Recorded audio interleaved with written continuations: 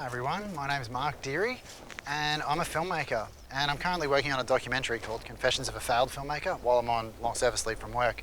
And I'm also, as part of that, making 100 videos in 100 days talking about just filmmaking in general and the process of what it's been like for the last 20 years for me. I made my first feature film 20 years ago, and the documentary is kind of covering what a life in creativity looks like if you don't become immensely successful. So out of my 100 videos that I'm doing, I think this is the 17th. And today I wanted to talk about user-generated content, or no, AI-generated content versus user-generated content. So firstly, I'd never been a YouTuber, and I've had this channel for 16 years and I'd never done anything with it. I kind of had it to share some work and then take it down sort of thing over the years. And I never really considered becoming a YouTuber until maybe, I don't know, I guess around COVID I started watching YouTube, and I realized there was a bit of a shift towards this new kind of content idea. And since I've seen a lot of people doing it, and because I was coming up to leave, I thought, well, if I make that documentary, go through all my old films, maybe I could start sharing the process. And I've noticed more and more recently that there's a lot of AI-generated YouTube videos. And a lot of people have very strong opinions about AI. So I'm on long service leave from work as a teacher. I worked as a teacher for 10 years, and I'm still, I'm on leave, then I'll go back to teaching if I do. And then before that, for 11 years, I worked in film. And, AI has been around for a really long time. When I was in undergrad at uni in the year 2000, 2001, we were doing AI programming where we were programming pathfinding algorithms and, basically algorithms that could solve problems, and learn. But the new kind of version of AI, I guess when people talk about it, not talking about AGI, which is, the singularity, humans becoming, computers becoming as smart as humans, not talking about that. I've noticed that these days when most people are talking about AI, they're talking about AI-generated content. So like a piece of artwork where you prompted an AI and it gave you a piece of artwork, or you have an idea, you want ideas for scripts. Give me 10 ideas for short films, to ChatGPT or whatever tool that you're using to prompt you. So instead of coming up with your own content and having a completely human user-created piece of work, people are using AI. And it's very contentious. A lot of people have really strong opinions about it.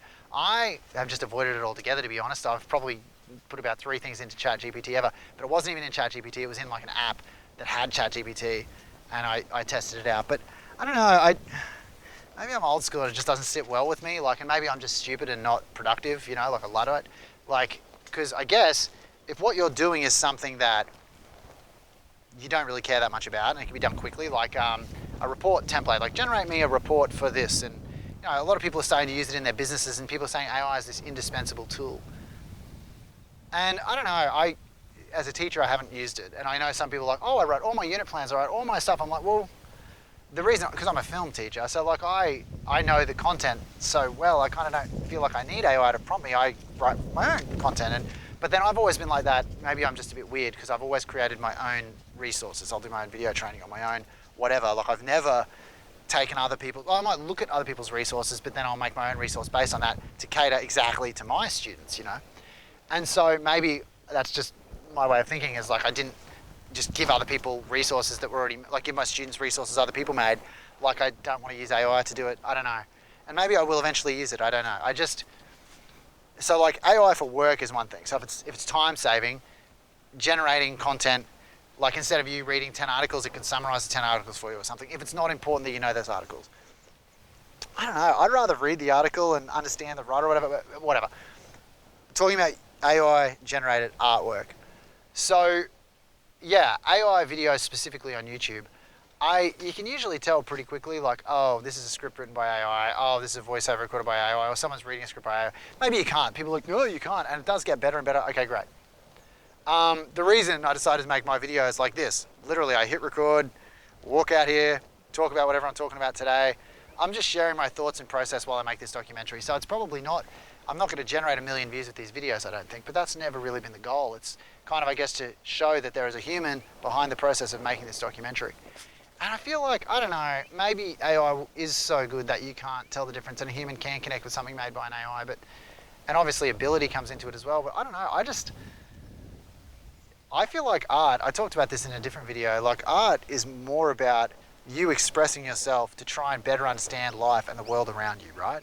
Or better understand some topic or some thing that happened, or, to understand something, and you make things to make meaning, to convey that meaning. So the process is the exploration of that idea, and the output is your stance on that idea or what you learned about that idea. Like this, I'm thinking out loud, right? And I don't know, I feel like outsourcing that is kind of defeats the purpose of even bothering with art. And don't get me wrong, some people are like, well, I am not an artist and I need an AI generated thumbnail or something. And I'm like, well, I guess if that's what you need, but why not just learn that task? That'd be satisfying as well. But then I guess if you're busy and it's not a priority for you, okay. Again, I don't have a firm stance about AI. I don't think it's evil or anything. I do think feeding other people's books into an AI and then saying, write me a book in the style of, this famous author, I don't know, J.K. Rowling. Like, write me a story about Marvel characters, in the style of J.K. Rowling. I think that's unacceptable. Like, that's not okay when those artists aren't giving the right to their materials and people are using that to train AI. I don't think that's okay. That's kind of, if you haven't been given permission to train an AI on something, you shouldn't be able to do it. That's just a breach of copyright. But actually using tools with material that people said it was okay for you to share, I think that's up to you now, right? There are people who are making AI films and it's like, that's their genre, that's their thing. In another video, I talked about making videos where you're the only person in it because you can't get anyone else. So you just make videos where you act there and you act here and you edit it together. And like AI tools, I guess the same thing. It's like, well, I can't find actors, I'll just do it with AI. It's a fun thing to experiment with, and maybe that is a means of expression. So again, I don't poo-poo the concept of AI generated content, but it's not for me right now. Maybe eventually one day it will be. But right now I don't really see any reason or incentive to include something generated by AI because it waters down my contribution. Does that make sense? But AI tools are essential, right? I love AI tools. Like I said, I've been using AI tools since the year 2000. Like any tool that helps you do something, like the best example I can think of is, well, I can think of a better one now, but the best example I can think of is Isotope RX, which you use for denoising, right? Now other, like Premiere and DaVinci Resolve and all the apps, we have their own, Final Cut Pro, they've all got their own built-in noise reduction. But I've used Isotope RX for a long time, like 15 years, I don't know, a long time. And it's very expensive, but it's amazing. Great. And same as like Neat Video. It's like AI noise reduction, right? And like a tool like that, like I need to reduce noise. Well, I can't do it myself. There's no other way to do it except use a tool. And somebody's just programmed a tool that can learn based on what you feed it, how to fix it, right? Based on using other things that it's denoise. That kind of AI, great. AI tools, great. But AI for generating original content, like writing a script, making a video, making a piece of artwork, I don't know, it doesn't sit well with me at this point in time. And maybe I'm just old. I don't know. But yeah, I thought I'd talk about, I guess I haven't talked about the format. I haven't in any video talked about why I film. I'll walk out, talk to the camera for a while and walk back. I mean, I'm practicing talking to an audience of 0, where I'm the only person here talking. I'm used to talking to a classroom and bouncing off people and having a discussion. There's no discussion here, I just have to talk.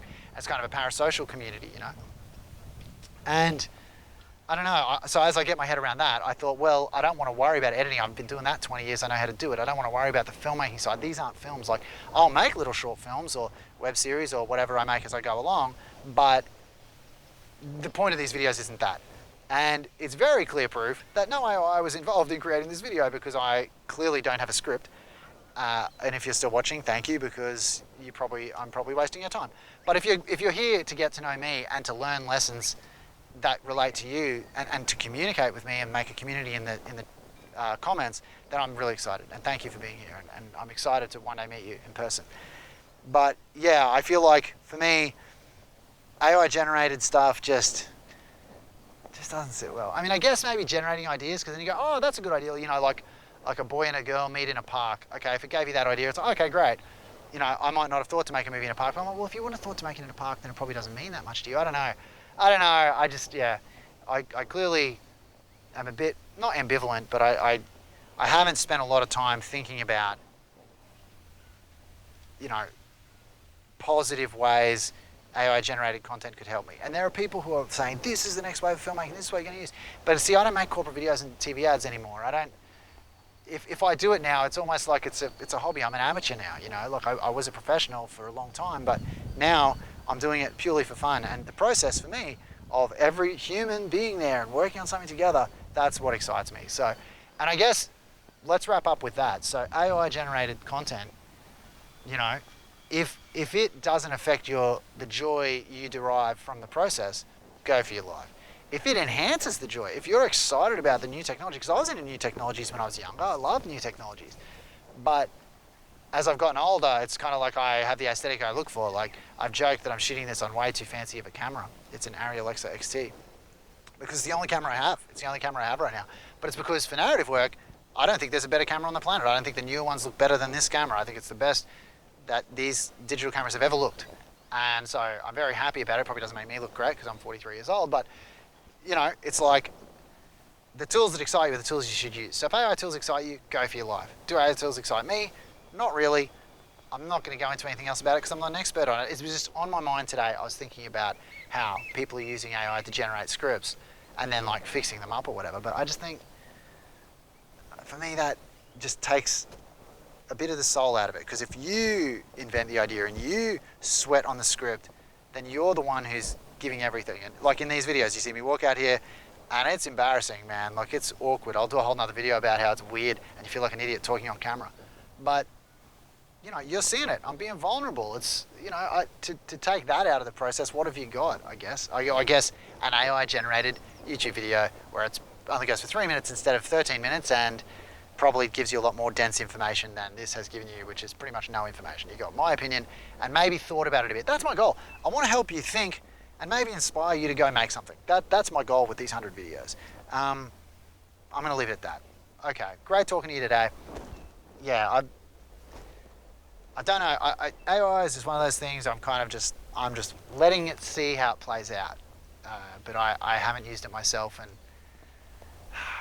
you could say I've avoided it like actively, but it's not. It's kind of just like I have enough else going on that I haven't had to worry about it. And I like making. It's like Woody Allen. This is what I'll finish on. Woody Allen in a documentary talked about how he has written every script he's written in his books on this one typewriter that got in like 1950 something, you know, 1952 or 56 or something.